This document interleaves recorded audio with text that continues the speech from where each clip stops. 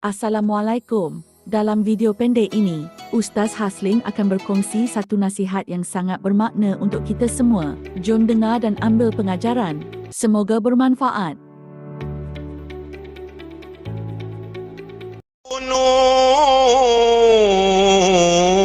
Apa kata Bahaqi? Wala takunu kerahbaniyatin nasara. Jangan kamu jadi macam orang jaga rahib Kristian. Mereka langsung tak kahwin, pederinya pun tak kahwin, yang dipederinya pun tak kahwin. Apa kata Nabi? Wala takunu kirahbaniyatin nasara.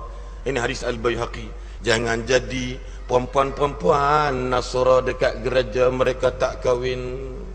Nabi kata banyak, tazawwajul waduda, kahwin dengan orang yang saling cinta mencintai.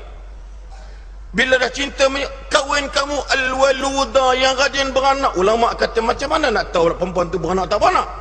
Hang belum kahwin, hang tahu macam mana? Hampa pandai. Maka ulama kata dua cara. Yang pertama, tengok keturunan dia, anak ramai. Once upon a time, one morning, saya betul kereta, tokek, lu anak berapa? Anak bala dua mah. Kahwin berapa tu? Sudah 27. Ayah, you punya anak banyak sikit. Apa pasal? Sekarang semua balang ekspensif, banyak tinggi. Sekarang balang banyak tinggi, education planning mah banyak tinggi. Ni macam mana? 1 bulan 1,000. Tuan-tuan, sebab apa? Sebab dia tak nampak akidah kita. Wala taqtulu auladakum min khafsyati imlaq. Jangan, dalam bahasa kita mudah, jangan kamu rungsing dengan ada anak kamu ramai.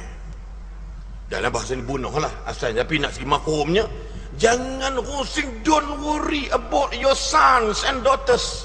Why? Nahnu narzuqukum wa iyyahum. Kamilah yang bagi rezeki dekat kamu dan kami bagi rezeki dekat mereka.